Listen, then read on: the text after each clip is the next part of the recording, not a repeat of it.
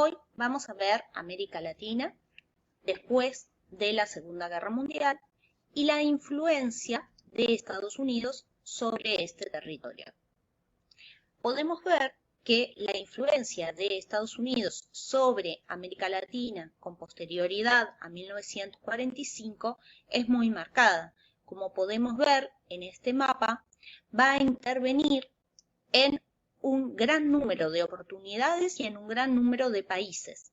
a veces de manera directa, pero en general apoyando movimientos locales. Entonces, después de la Segunda Guerra Mundial, podemos ver cómo Estados Unidos tiene una hegemonía económica, política, militar e ideológica a nivel mundial, pero sobre todo en el continente americano, esta influencia va a ser incontrastable. Estos territorios van a quedar totalmente alineados a la política americana, que ya desde décadas atrás la entendía como su área natural de influencia. Pero además, esta influencia que ya ejercía desde décadas atrás va a adquirir una forma específica en la posguerra en el contexto de la Guerra Fría. Es decir, la política de Estados Unidos va a estar marcada sobre todo por el anticomunismo, por combatir la influencia de los partidos y organizaciones comunistas en América Latina. Y a su vez, estos partidos comunistas, a partir del liderazgo de la Unión Soviética, de China y posteriormente de Cuba, van a intentar marcar una influencia en estos países, con lo cual esta Guerra Fría en algunos momentos va a calentarse y llevar a enfrentamientos directos y a derramamiento de sangre. Es lo que algunos denominan episodios calientes dentro del contexto de la Guerra Fría. Entonces, Estados Unidos, que desde décadas atrás intentaba crear organizaciones panamericanas, lideradas obviamente por Estados Unidos, va a haber obstaculizado ese proceso en gran número de oportunidades, sobre todo por los países más importantes de la región y aquellos que a su vez tenían gran influencia de países europeos, como por ejemplo la Argentina, que había tenido gran influencia de Inglaterra hasta ese momento. Pero con posterioridad a la Segunda Guerra Mundial, y sobre todo deseosos esos países de que se olvidara la influencia que habían tenido los países del eje sobre la región, van a encolumnarse con la política americana y va a lograr crearse la Organización de los Estados Americanos, la OEA. Esta organización, la OEA, va a lograr emitir fuertes declaraciones, como las de Río de Janeiro o de Caracas, donde se marcaba la gran influencia de Estados Unidos y la importancia de la política anticomunista en la región.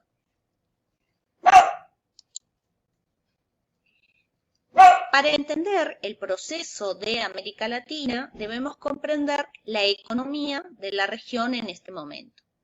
Sobre todo, tener en cuenta que se había agotado el régimen agroexportador. La crisis del 29 había golpeado muy fuertemente a estos países, cuestionando su modelo económico de exportador de materias primas, que se habían quedado sin mercados.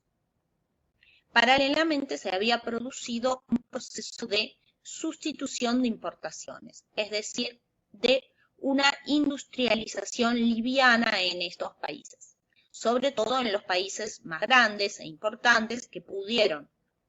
contar con la tecnología para llevar adelante este proceso de industrialización y a la vez tener un mercado lo suficientemente grande e importante como para colocar esa producción industrial. Estamos hablando de México, de Brasil y de la Argentina, centralmente. Y ese proceso de industrialización había sido mucho más limitado y pequeño en los países con menos población y menos recursos. Pero además ese proceso de industrialización se había producido de forma acelerada, lo cual había dado lugar a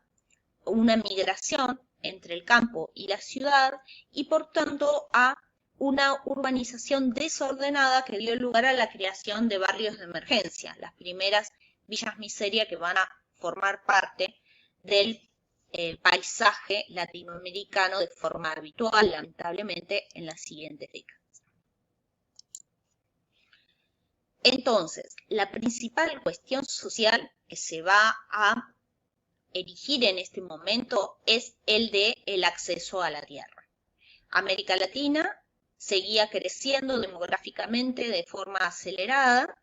y la tierra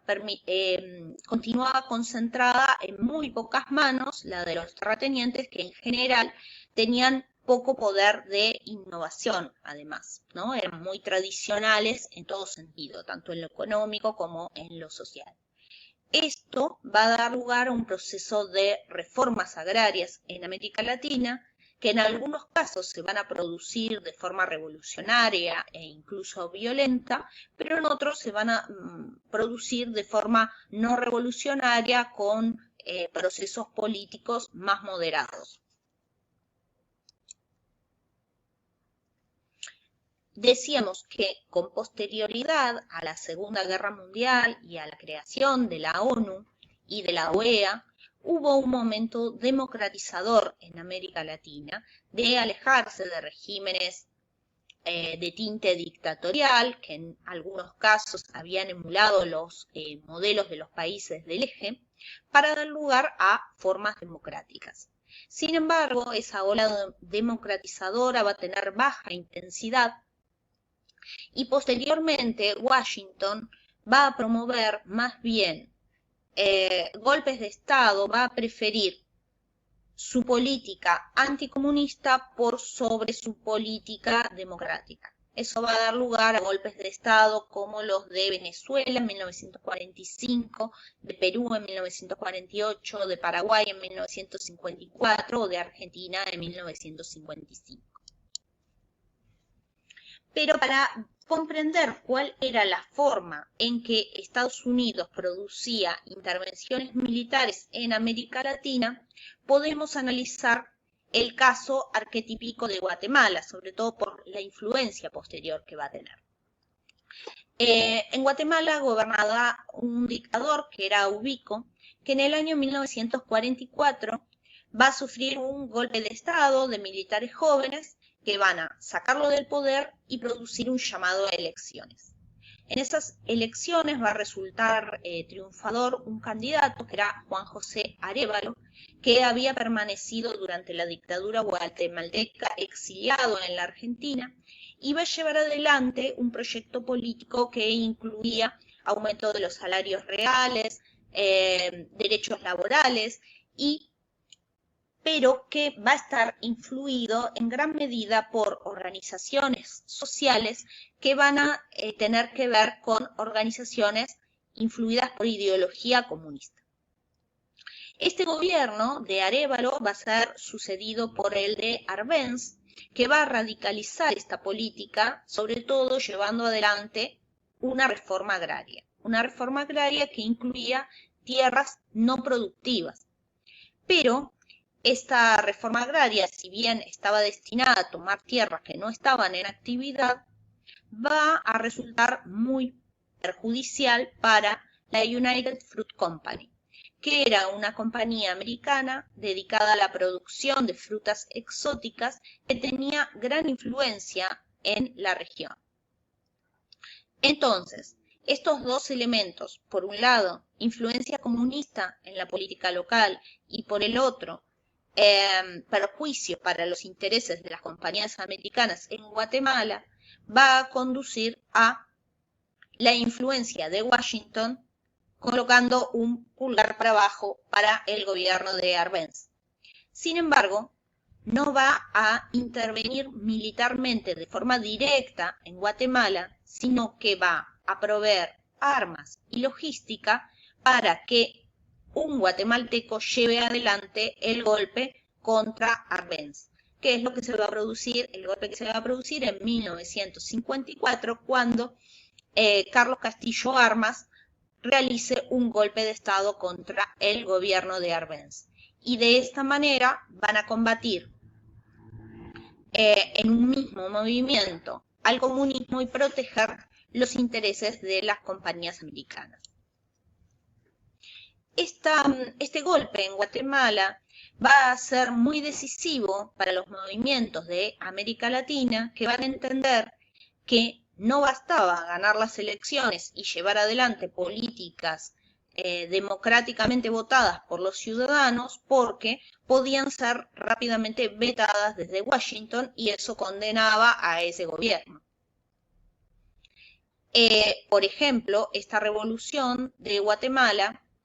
y la contrarrevolución y golpe de Estado va a tener gran influencia en la revolución cubana. Cuba había sido un país que se había independizado muy tardíamente de España y que lo había hecho con la ayuda de Estados Unidos, que había tenido gran injerencia entonces en el país. En el momento entonces en que se produce la guerra de independencia, Estados Unidos había tomado Guantánamo, que hoy por hoy permanece en manos americanas. Y había tolerado el encumbramiento de un dictador que era Fulgencio Batista, que gobernaba para sí mismo, pero que también favorecía los intereses americanos en la isla. Este dictador, Fulgencio Batista, va a comenzar a ser resistido en Cuba, sobre todo con la formación de la llamada Generación del Centenario, que en el año 1953 va a intentar destituir a Batista, copando el cuartel de la Moncada. Pero este intento de derrocamiento va a ser derrotado y por tanto los líderes de este movimiento van a sufrir prisión y posteriormente van a partir al exilio, formando el movimiento revolucionario 26 de julio, que sobre todo tenía una ideología antiimperialista y democrática. Radicados en México, van a intentar un nuevo derrocamiento de Batista, desembarcando en Cuba. Sin embargo, el movimiento va a ser repelido por el gobierno cubano y los revolucionarios se van a refugiar en la Sierra Maestra. De esa manera, ocultados en la selva, van a realizar distintos movimientos para conseguir el apoyo de la población y operaciones de grupo comando, de guerrilla, para intentar tomar el poder en Cuba. Y también desde su movimiento radicado en la sierra van a dar una gran cantidad de notas a los medios de comunicación internacionales que se van a tornar favorables por el movimiento revolucionario. Un golpe de gran estruendo va a ser, por ejemplo, cuando en 1958 secuestren al automovilista Manuel Fangio. Entonces, Batista finalmente es derrocado por un movimiento revolucionario el 1 de enero del 59, aprovechando el brindis de fin de año, y los revolucionarios van a entrar en La Habana aclamados por la gente, pero también con el beneplácito de la prensa internacional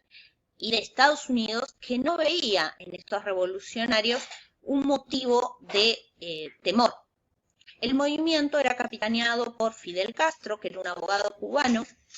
y por Ernesto Guevara, que era un médico argentino que había participado en la experiencia de Guatemala.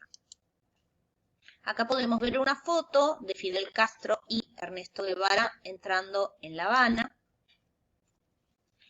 Y el asunto es, una vez que logran sacar del poder a Batista, van a intentar aplicar una serie de políticas en Cuba, las más importantes de las cuales van a ser la reforma agraria y la confiscación de los bienes que tenían que ver con la corrupción de Batista y las empresas americanas, lo cual va a influir grandemente sobre los intereses de las empresas americanas y de las empresas azucareras que se van a exiliar sus propietarios en Estados Unidos y van a constituir un importante factor de presión en este país contra el gobierno de Fidel Castro.